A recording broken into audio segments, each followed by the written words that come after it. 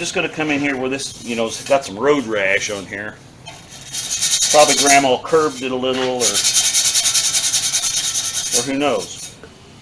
Now, they all came from different places, but they're pretty much all the same. But this one, as you can see, has got some damage to it here. Let's set this thing at about 100 here. The old Ford-a-lac.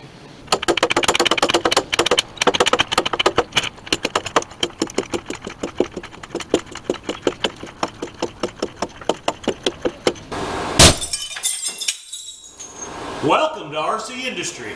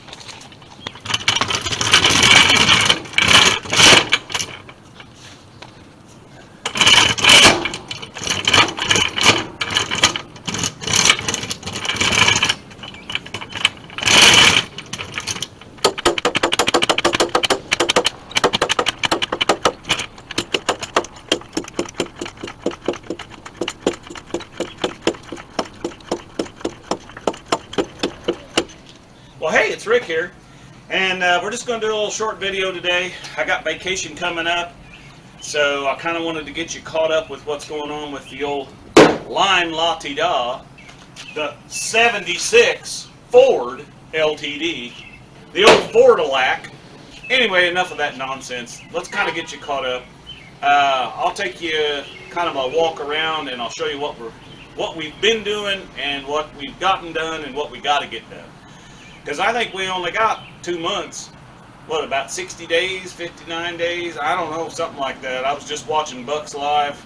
Of course, I didn't get to watch it last night, but I watched it just a little bit ago, and I'm like, oh, you know, I got to get busy. So anyway, show you more. Yeah, so as you can see, I've got the spindle back on here. We got all of that taken care of. Now, I've got to bring it back apart and put the brake calipers on it, and when I do, I will show you what all I did to it. It's been quite an exciting time down at the garage to get tires on it. I had to do them one at a time because the tires were just so bad. I hated to, you know, drive down there on them. So this one, we gotta, when they do the front end alignment for me, I'm gonna have to pull this one back off because it needs a long valve stem. They failed to do that.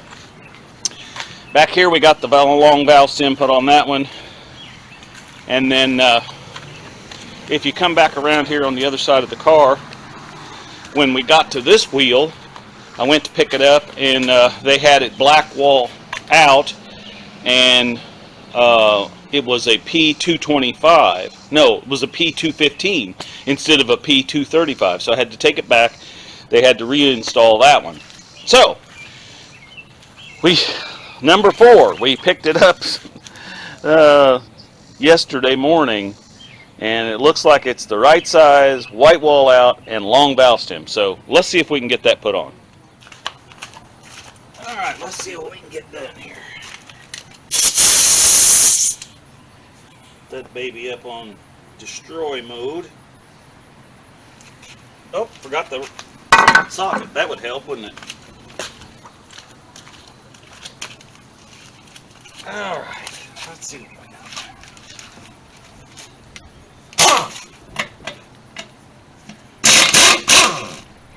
Well, of course I know that next a bit.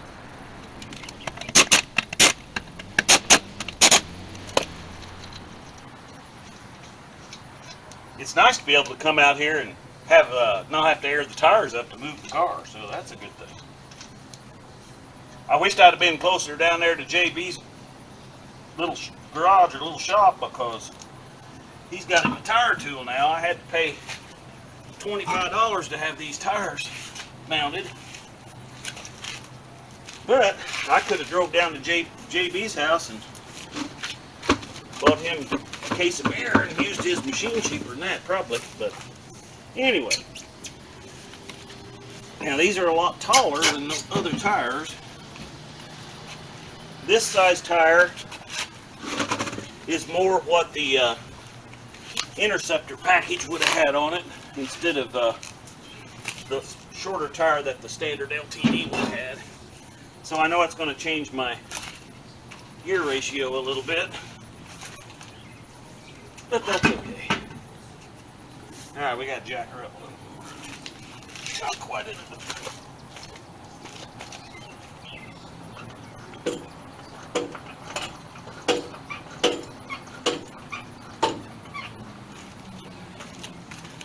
Well, let's see if that goes on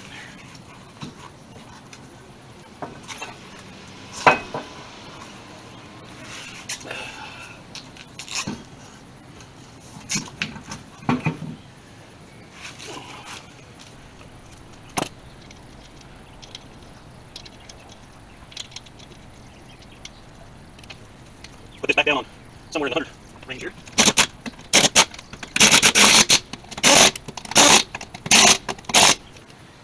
Alright, let's go get the torque wrench. Let's set this thing at about 100 here. I think that's about right. Okay.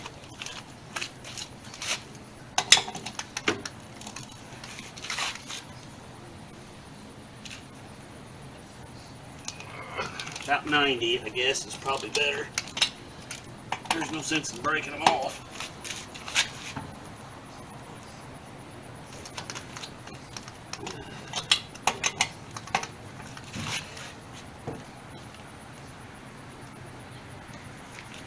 A lot of you may have never even seen a torque wrench like this, but this is all I got. And I've probably had it for 45 years, but it still works.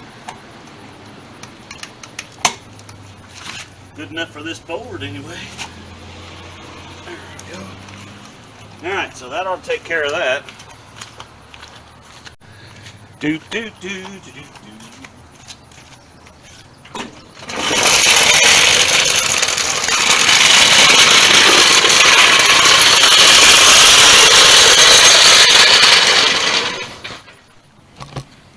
Well, as you can see, we got two different things that are going on here. We got Ford hubcap, and we got no hubcap. So, I got on the interweb, as Vice Grip Garage, or old Derek would say, and I got me a hubcap here. Now, they all came from different places, but they're pretty much all the same. But this one, as you can see, has got some damage to it here. You know, it's got a little kiss there. So we're going to take the dolly. I found one of my dollies that's got that same kind of curve in it, and we're we're going to see if we can tap that out and maybe steel wool this up a little bit. It's stainless, so we ought to be able to shine that back up. So, all right, let's give it a shot. Okay, well, as you can see, we're going to work up here on the old workbench. So now this thing will follow the contour pretty much the same all the way around, but we've got to be able to pound that out. So what we're going to do is we're going to hold this on the back side. We don't want to beat it up too bad. And I'm going to try to do this where you can see it, but you know, I don't got no cameraman. So we're going to take this and we're going to tap this back down in there, just like so. Doing our best to hold this on the back side.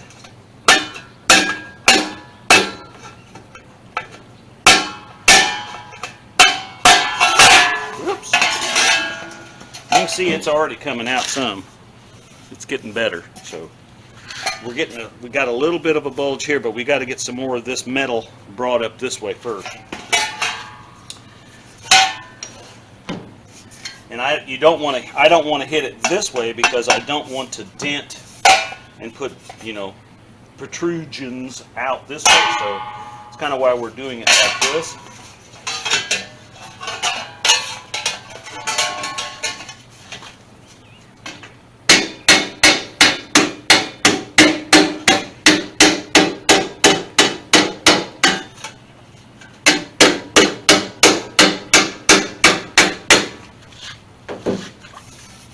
There, see, that's pretty well all out of there. One couple little places right there, and we could probably use the hammer on that. Get this up here and gently tap those two little high spots out.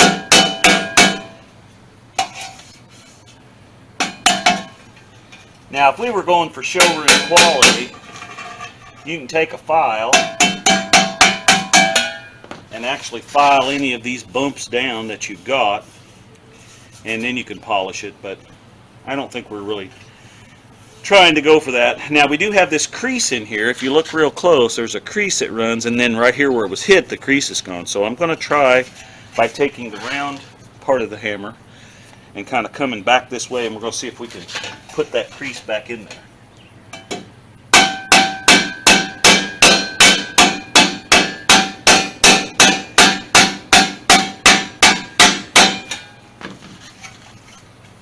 So that's pretty good. But what we did was we bubbled this up some. So now we're going to try to put that back down flat by using our little dolly in the backside and tapping ever so gently on this side.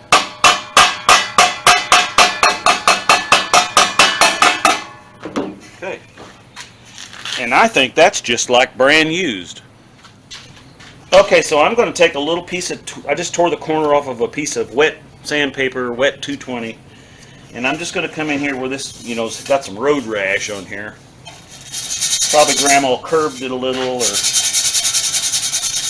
who knows. But we're going to try to get as much of that off as we can. And this stainless steel's got kind of a brush look to it, so we're going to try to continue that round motion that had. And we're not going for, you know, Barrett Jackson stuff here, guys. We're just trying to make it look good from the street, you know. And then we've got a little bit up here where we have, you know, you can see this is kind of boogered up a little. Again, I'm just following the lines that are already in it. Now I'm going to take some steel wool. I don't know, this is probably double aught. I don't know what it is. I just have it back there. I can't remember. We're going to see if we can polish some of that out. Get some of that off of there.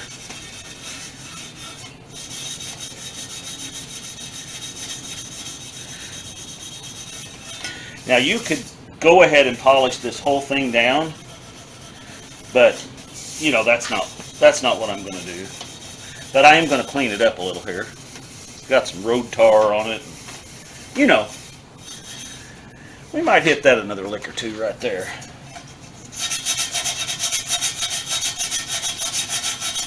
Because that's some pretty deep grooves. But you could take a file and actually file that all down and then start your way back with finer and finer until you get all of that completely out. But that's not what we're going to do. All right, show you more. All right, well, I'm going to use my modified beater here. Again, this thing I've used it for 40 years, and my great uncle, who was a mechanic, used it prior to that.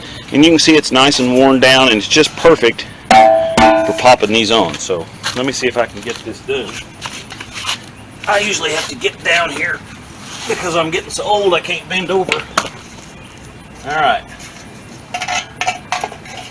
So we get that lined up. I don't know if you can see, but kind of where our valve stem is. And then we're going to tap this around here, making sure this isn't rubbing. You don't want that to rub.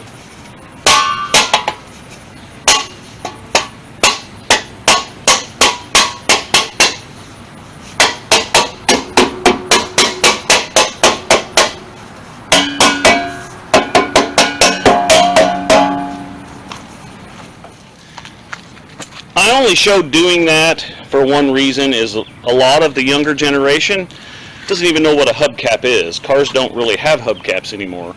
And actually, this is not considered a hubcap. This is called a wheel cover. Hubcaps would be a cap that actually just covers the hub here. And to be honest with you, that's what I was looking for this. I wanted some of the ones that came on the Interceptor packages, so that since I put the bigger tires on, I wanted it to look more cop than grandma, but I couldn't find them. They're very hard to find, and so we went with these. Okay, so let's just talk about the car here a minute before we get out of here. And I appreciate you coming along and liking and sharing and all that. Oops, there goes the air compressor. Hold on. So, as I said before the air compressor kicked on, thanks for coming along and liking and sharing. Now, some things we got to get done to this in the next few weeks is we still have to put the new brake calipers on the front.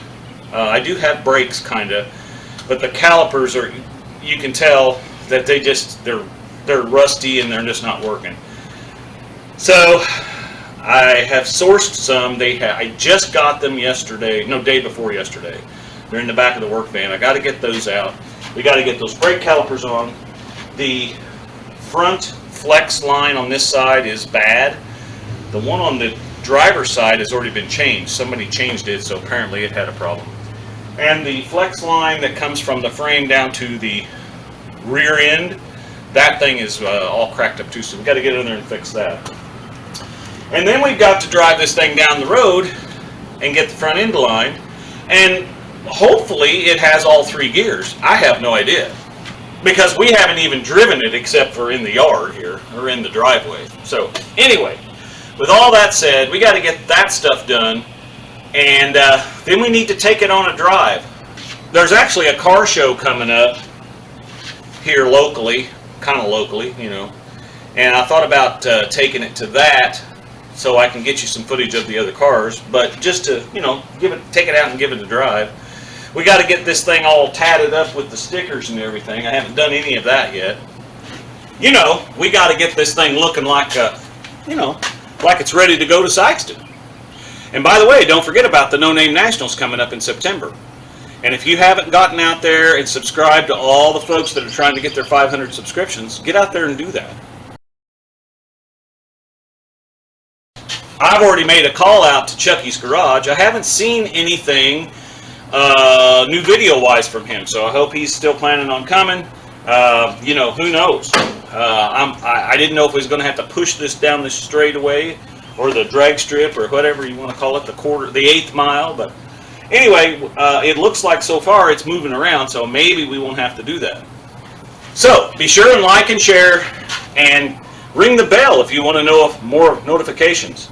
And I know a lot of the comments that you guys have been doing on this, especially that axle nut video, You know, guys, we didn't junk the car. Most of you are like, you know, you just need to junk that car and get something else. That's not what we do here. We make things like brand used here. But with that said, you know, there are times when you have to get used parts because there are no spindles, new stock spindles that I can find anywhere on the interwebs, through all the local parts stores. They just don't make them anymore. I did learn a lot. If you watched the video prior to this one on the LTD, I did learn a lot about what vehicles are interchangeable and all that kind of stuff. But, you know, it's still limited because, at least in my area, most of those cars have been baled up. They all long rotted out. This one would be rusted completely out had it not been for the fact it was from East Central Kentucky.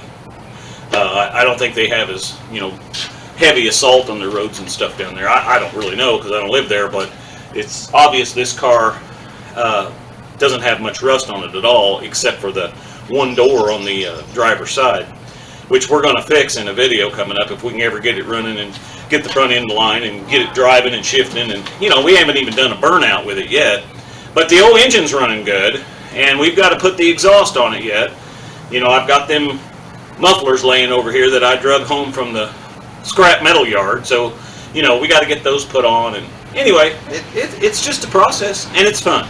If you don't work on your own stuff, if you're just one of those folks that get online and talk about how it ought to be done and you're not doing anything, well, I mean, that's cool and all, but, you know, we're doing stuff here, and so many of you out there that watch are doing stuff too. And a lot of you, I watch your channels and your videos, and it inspires me to keep going, especially when I got a piece of junk like this. So I'm not a big Ford man, but hey, I like this old car. I had one when I was in high school. Well, I didn't have a 76, but I had a 73, and I really liked that old car. So enough of me rambling on. Like I said, be sure and like and share, and just get out there and fix something. And as always, we're making it just like brand used here, baby.